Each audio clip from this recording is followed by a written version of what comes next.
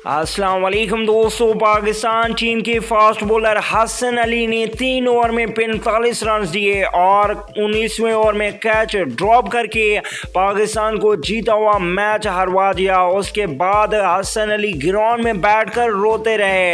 हसन अली जब वापस जा रहे थे ग्राउंड से तो रास्ते में भी रोता हुआ उनको देखा जा सकता है।